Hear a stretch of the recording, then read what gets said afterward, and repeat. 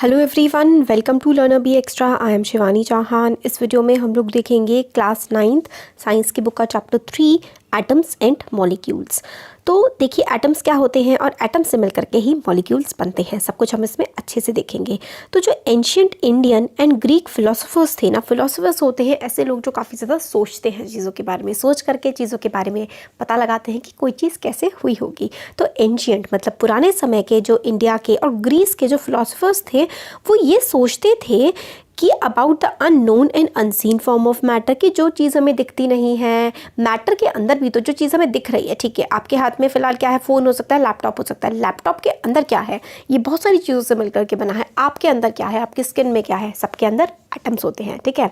तो idea of divisibility of matter was considered long back in India around 500 before Christ. लगभग आप समझ लीजिए आज से कई हज़ारों साल पहले हमारे देश में, इंडिया में ये समझ लिया गया था कि जो मैटर है ना, मैटर क्या होती है, आपके आसपास आपको जो भी कुछ दिख रहा है, जो भी दिख रहा है आपको, वो एक मैटर है। मैटर बहुत ही छोटे छोटे पार्टिकल्स जिसको एटम बोलते हैं ना, उससे मिलकर बना होता है। एंशियंट इंडियन फिलोसोफर महर्षि कन्नड़, ठीक है, महर्षि कन्नड़ जो थे, postulated that if we go on dividing matter, matter को हिंदी में पदार्थ बोलते थे, अगर हम पदार्थ को तोड़ते जाएंगे तो हम लोग एक ऐसे छोटे पार्टिकल पर पहुंचेंगे जिसको फर्दर ब्रेक करना मुश्किल हो जाएगा। Ultimately a stage will come when we shall come across the smallest particle beyond which further division will not be possible. अगर हम लोग तोड़ते जाएंगे, मैटर को तोड़ते जाएंगे, छोटे पार्ट में डिवाइड करते जाएंगे, तो एक स्टेज ऐसी आएगी कि उसको फर्दर आगे हम डिवाइड नहीं कर पाएंगे। और उन्होंने इस स्टेज को परमाणु कहा, जिसको इंग्लिश में हम एटम कहते हैं। एक और इंडियन फिलोसोफर थे जिनका नाम था पगुड़ा कातयामा। इलेबोरेटेड, उन्होंने बताया कि that these particles normally exist in a combined form which give us various forms of matter. तो ये पादुका जो थे, इन्होंने कहा कि जो परमाणु है ना, ये परमाणु ना हमेशा क्या होते हैं, ज़्यादातर जुड़े हुए मिलते हैं, और इसी की वजह से हम लोगों को कोई भी चीज़ पूरी मैटर की फॉर्म में दिखती है। मैटर कुछ भी हो सकता है जो भी आपके पास है, हर एक चीज़ मैटर है, आप भी एक मैटर हैं।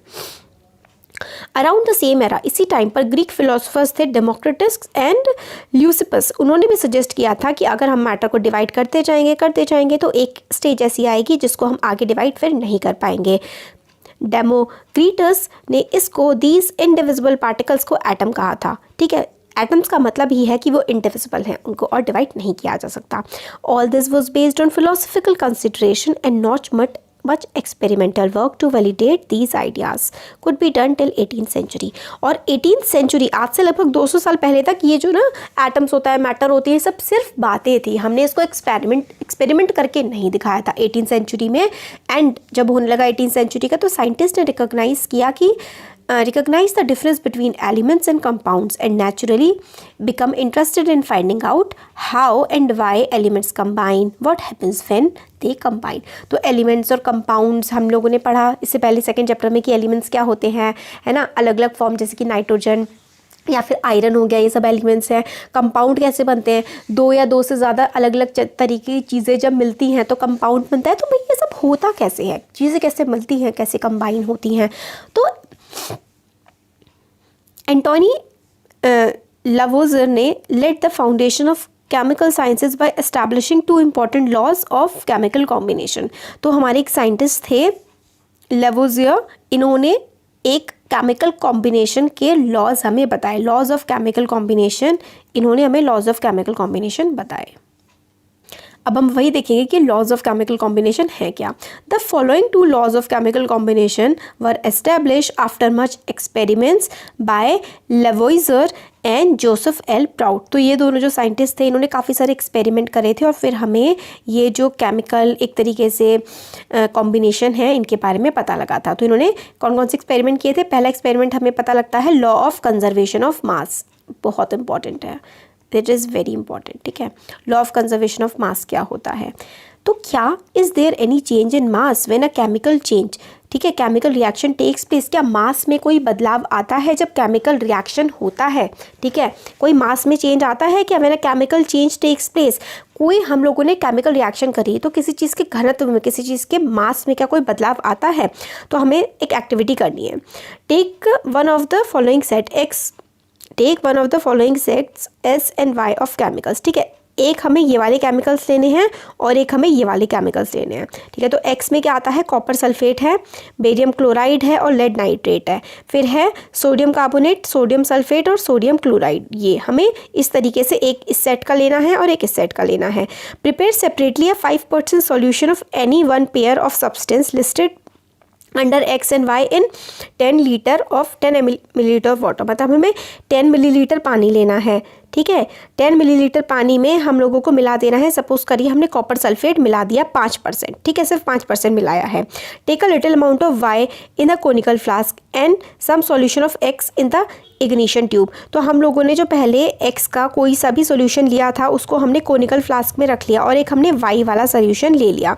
Hang the ignition tube in the flask carefully, see the solutions do not gate mix. तो हमें क्या करना है कि अब देखिए हमने ये वाले कोई से भी इन तीनों में से कोई सा भी एक लेना है और इन तीनों में से कोई सा भी एक लेना है, ठीक है। जैसे कि हमने ये वाला ले लिया और उसके साथ ये वाला ले लिया, या तो ये वाला ले लिया या उसके साथ ये ले लिया, और ये वाला के साथ हमने ये ले लिया। हमने क्या किया, एक्स जो वाई वाला था ना उसको हमने इस बड़े वाले फ्लास्क में ले लिया, वाई वाले को हम लोगों ने इस बड़े फ्लास्क में ले लिया, और एक छोटी सी टेस्ट ट्यूब ने हमें एक्स वाला सॉल्यूशन ले लिया, ठीक है। और हमने क्या किया, एक ऊपर से कॉर्क लगा दी, उसको बंद कर दिया, और एक इस ये जो टेस्ट ट्यूब थी ना इसको बंद करके एक थ्रेड सी हमने इसमें लटका दी है, ठीक है। Ignition tube containing solution S x dipped in a conical flask, फिर हमने उसको डुबो दिया। हमने क्या किया है, एक सॉल्यूशन वाई वाला था तो हमने इसमें बड़ी सी बीकर में ले लिया है, और छोटे से जो फ्लास्क है ना इसमें हमने वाई वाला सॉल्यूशन डाल करके उसको इस तरह से लटका दिया है। Way the flask with this component carefully, फिर हम उसको मेजर करना है कि कितना उसका वेट है। Now tilt the swirl the flask so that the solution X and Y get mixed, फिर उसके बाद हमें एक्स और वाई को क्या कर देना है, मिक्स कर देना है। फिर दोबारा से इसका वेट मेजर करना है। What happens in the reaction, तो क्या कोई रिएक्शन में जब रिएक्शन हुआ एक्स और वाई जब मिले तो उनके मिलने के बाद क्या वेट में उनके कोई चेंज आया है। Why we put a cork, और हम लोगों ने जो ऊपर ये ढक्कन सा लगाया था इसको बंद करने के लिए, ये ढक्कन हमने क्यों लगाया था, है ना। और क्या मास्क जो है फ्लास्क का उसमें कोई चेंज आया है, तो यही चीज़ हमें देखनी है। तो law of conservation of mass states that mass can neither be created nor destroyed in a chemical reaction. तो देखिए जब हम लोगों ने दो अलग अलग केमिकल्स को मिक्स कर दिया है ना, हमने इसको मिक्सिंग करी है ना जब, तो इसके मास में कोई भी बदलाव नहीं आया है। मिक्स होने से पहले और मिक्स होने के बाद इन दोनों का जो भार था, इन दोनों का जो वेट या इन दोनों का जो मास था ना वो बिल्कुल सेम था। और कॉर्क इसलिए लगाया है हमने ताकि एटमॉस्फेयर से रिएक्शन ना करे, मतलब हवा से पानी से इससे इनका कोई रिएक्शन ना हो, इसलिए हमने कॉर्क लगाया है। और ये जो फर्स्ट लॉ है ना हमारा, first law of conservation of मास जो है, पहला लॉ ऑफ केमिकल कॉम्बिनेशन है लॉ ऑफ कंजर्वेशन ऑफ मास, ठीक है। Law of conservation of mass क्या कहता है, ये कहता है law of conservation of mass states that mass can neither be created nor destroyed in a chemical reaction. तो किसी केमिकल रिएक्शन जब हो रही होती है ना तो mass can neither be created, mass ना ही क्रिएट होता है और ना ही डिस्ट्रॉय होता है किसी केमिकल रिएक्शन में।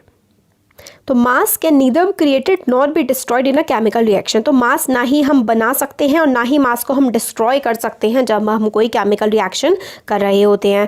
दूसरा लॉ है लॉ ऑफ कांस्टेंट प्रपोर्शन। तो मास ऑफ कि मतलब मास बदलता नहीं है केमिकल रिएक्शन से पहले या उसके बाद, ये था एक तो। और एक है लॉ ऑफ कांस्टेंट प्रपोर्शन। ये क्या कहता है,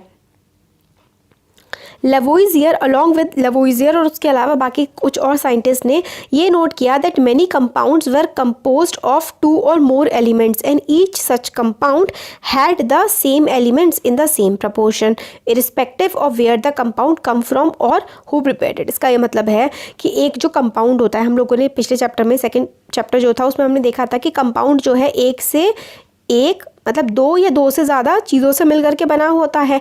मगर जैसे कि H2O है, ठीक है, तो वाटर और ऑक्सीजन का जो मास है ना, इनका जो प्रोपोर्शन है, मास का तो हमने पहले देख लिया, इनका जो प्रोपोर्शन है वो नहीं बदलेगा। जैसे एग्जांपल के लिए in a compound such as water, water एक कंपाउंड है, क्योंकि कंपाउंड क्यों है, क्योंकि उसमें एक हाइड्रोजन है और एक ऑक्सीजन है, मतलब 2 अलग अलग चीज़ें उसमें प्रेजेंट है। तो the ratio of mass of hydrogen to the mass of oxygen is always 1:8। तो वाटर का फॉर्मूला होता है H2O, और इसका जो मास रेशियो है ना मासेस का, जैसे कि हाइड्रोजन और ऑक्सीजन, इसका जो रेशियो है वो हमेशा 1:8, हमेशा ही 1:8 रहेगा। What ever the source of water, water आप कहीं से भी ले लो, मगर हाइड्रोजन और ऑक्सीजन का जो रेशियो है ना वो हमेशा यही रहेगा इनके मासेस का। 10 if 9 gram of water is decompose, अगर हम 9 ग्राम वाटर को डिकम्पोज करें 1 ग्राम ऑफ हाइड्रोजन के साथ and 8 gram of oxygen are always obtained. ठीक है, अगर हम 9 ग्राम वाटर को डिकम्पोज करें ना, 9 ग्राम वाटर को हम तोड़ें तो 1 ग्राम तो हमें हाइड्रोजन मिलेगा और 8 ग्राम हमेशा हमें ऑक्सीजन मिलेगी। तो हमेशा हमारा प्रपोर्शन कैसा होगा वाटर का, 1:8 प्रपोर्शन में हमेशा हमें वाटर मिलेगा। Similarly in ammonia nitrogen and hydrogen are always present in the ratio 14:3। तो अमोनिया जो होता है जिसका फॉर्मूला NH3 होता है, तो नाइट्रोजन हमेशा किस रेशियो में रहता है, ये 14:3 में हमेशा ये रहता है। तो इससे हमें समझ में आता है this led to the law of constant proportion which is also known as the law of definite proportion. This law was stated, क्या है, लॉ ऑफ कांस्टेंट प्रपोर्शन या फिर लॉ ऑफ डेफिनेट प्रपोर्शन को हम लोग क्या बोलते हैं, इन अ chemical substance the elements are always present in definite proportion by mass। तो chemical substance जो होता है, in chemical substance elements are always present in definite proportions by mass। मतलब ये है कि हाइड्रोजन और ऑक्सीजन था, तो हाइड्रोजन हमेशा इसमें, हाइड्रोजन का मास 1 रहेगा और ऑक्सीजन का मास हमेशा इसका 8 ही रहेगा। हाइड्रोजन का मास हमेशा 1 ग्राम, ऑक्सीजन का मास हमेशा 1 ग्राम H2O में कभी भी नहीं बदलेगा।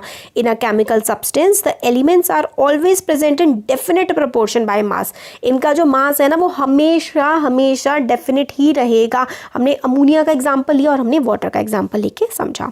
नेक्स्ट प्रॉब्लम जो कि साइंटिस्ट ने फेस करी थी वो ये थी कि हम लोग किस तरीके से अप्रोप्रिएट एक्सप्लेनेशन प्रोवाइड करें इन लॉस के बारे में। हमने 2 लॉस तो बना दिए कि मतलब कि प्रपोर्शन सेम रहेगा, लॉ ऑफ कांस्टेंट प्रपोर्शन, और क्या था ये वाला हमारा लॉ ऑफ कंजर्वेशन ऑफ मास और लॉ ऑफ कांस्टेंट प्रपोर्शन हमने दे तो दिया।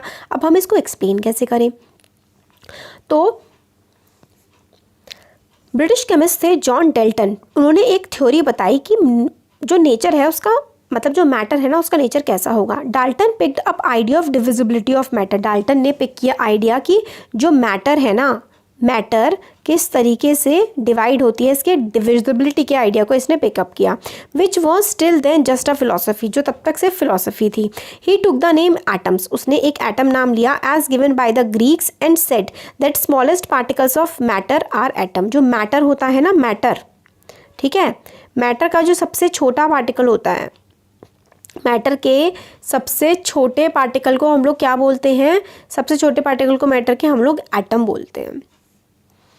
His theory was based on laws of chemical combination. उसकी जो थ्योरी थी ना, डाल्टन की थ्योरी बेस्ड थी किस पे, लॉ ऑफ केमिकल कॉम्बिनेशन पे। Dalton atomic theory provided an explanation, Dalton की जो एटॉमिक थ्योरी थी वो एक एक्सप्लेनेशन प्रोवाइड करती है for the law of conservation of mass and definite proportion. तो ये जो डाल्टन की थ्योरी है ना, ये हमें लॉ ऑफ डेफिनेट प्रपोर्शन और कॉम्बिनेशन ऑफ मासेस के बारे में पूरा बताती है।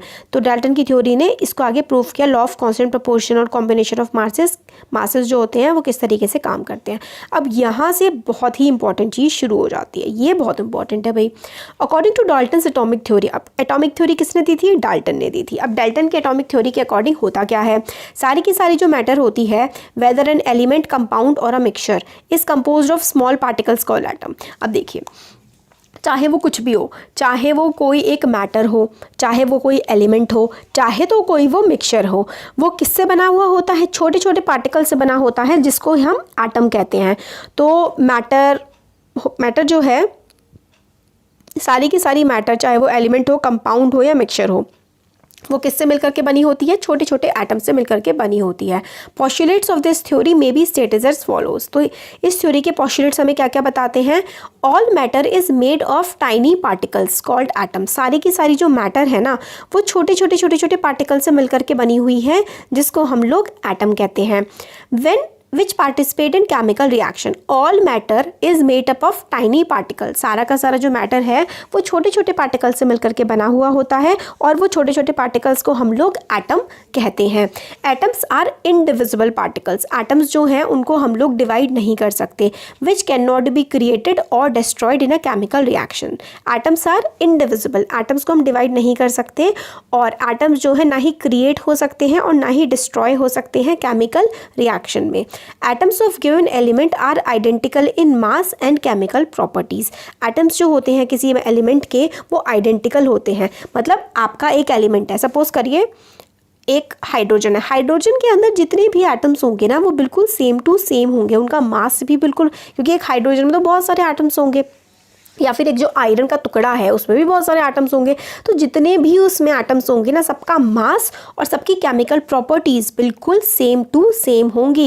एटम्स इनडिविजिबल हैं, एटम्स को हम डिवाइड नहीं कर सकते क्योंकि वो तो सबसे छोटी चीज़ है ना।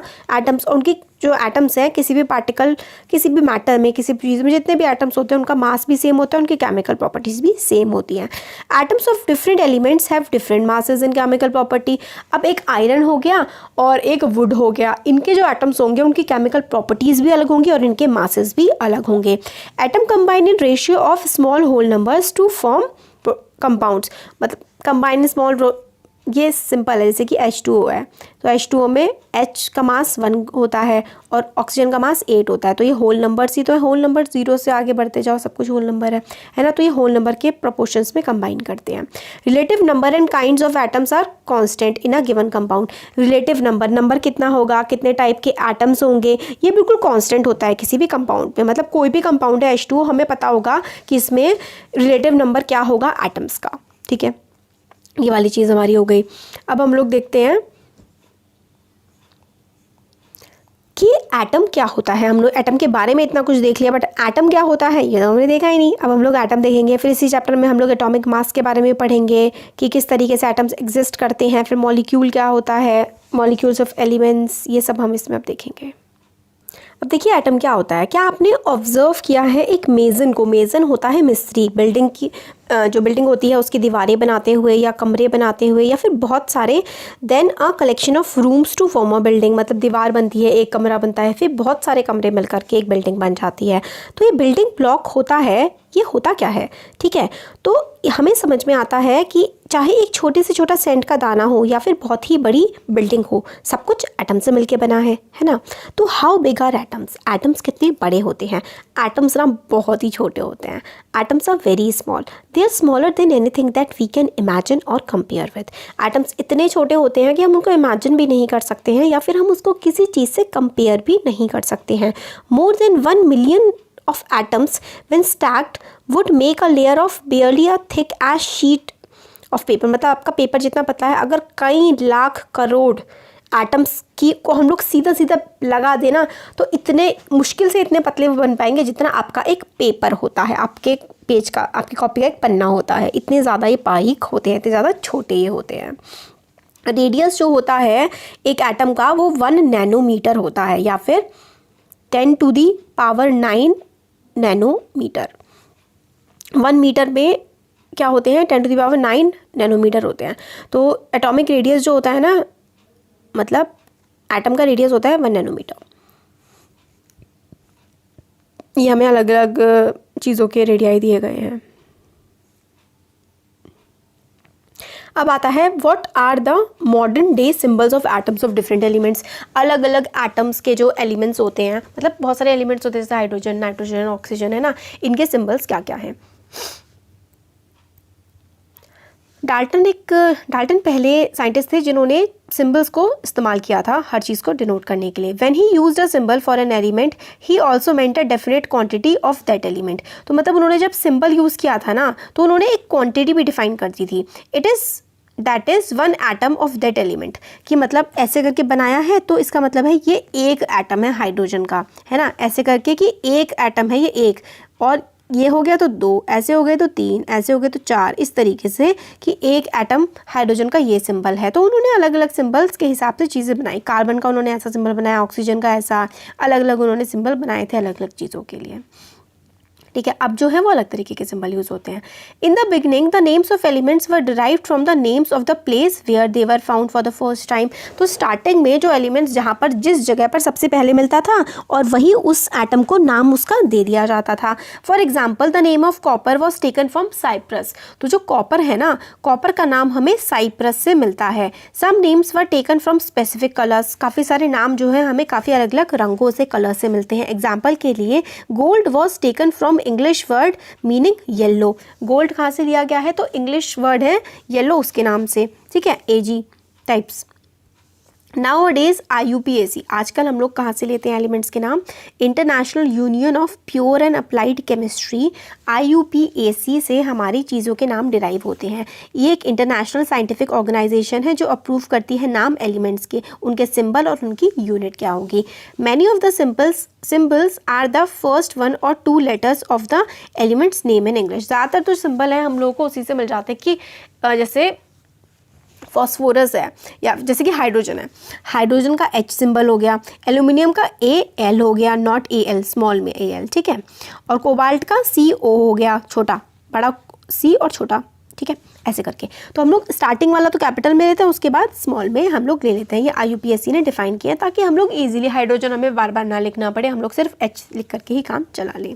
Symbols of some elements are formed from the first letter of name and letter appearing in the name, जैसे कि क्लोरीन Cl, जिंक को हमने Zn लिया है, ठीक है। अदर सिंपल्स जो हैं काफ़ी सारे जो है इंग्लिश से नहीं लिए हमने, काफ़ी सारे जो है हमने लैटिन, ग्रीक या फिर जर्मन से लिए हैं। एग्जांपल के लिए आयरन का हम लोग IR नहीं लिखते ना, आयरन को हम लोग Fe लिखते हैं, तो वो लैटिन नेम, लैटिन जो है भाषा है लैटिन, उसमें हमें आयरन को हम फेरम बोलते हैं, सोडियम को हम नाइट्रम बोलते हैं, इसलिए सोडियम का सिंबल Na है, आयरन का सिंबल Fe है। अब ये ना सिंबल आप याद कर लीजिए अगर आप लोग साइंस साइड लेना चाहते हैं आगे जाके, 10th क्लास में भी बहुत ज़्यादा यूज़ आएंगे, फिर 11th 12th आगे चल के बहुत ज़्यादा काम आएंगे आपके, कि जो आयरन है उसका सिंबल Fe होता है, सोडियम जो है उसका सिंबल Na होता है, ठीक है। इसी से हम इनकी केमिकल रिएक्शंस की चीज़ें भी बना सकते हैं। अब ये वाली जो टेबल है ना, ये टेबल ना आपको रटनी है, ठीक है, अच्छे से बिल्कुल, वो भी कि एल्यूमिनियम को Al कहते हैं, आर्गन को Ar कहते हैं, बेरियम को Ba, बोरॉन को B, ब्रोमीन को Br, कैल्शियम है ना। इस तरीके से सिंपल्स जो है अच्छे से हमें इनके नाम याद करने हैं, ठीक है, अच्छे से करने हैं बिल्कुल, क्योंकि ये काफ़ी ज़्यादा इम्पॉर्टेंट है। अब वीडियो 21 मिनट्स की हो गई है। अब ऐसा करते हैं, ये जो एटॉमिक मास है ना, ये हम लोग अब नेक्स्ट वीडियो में देखेंगे। कैसा लगा वीडियो ज़रूर बताइए, अच्छा लगा तो लाइक करिए, चैनल को सब्सक्राइब करिए, अपने फ्रेंड्स के साथ शेयर करिए। Thank you.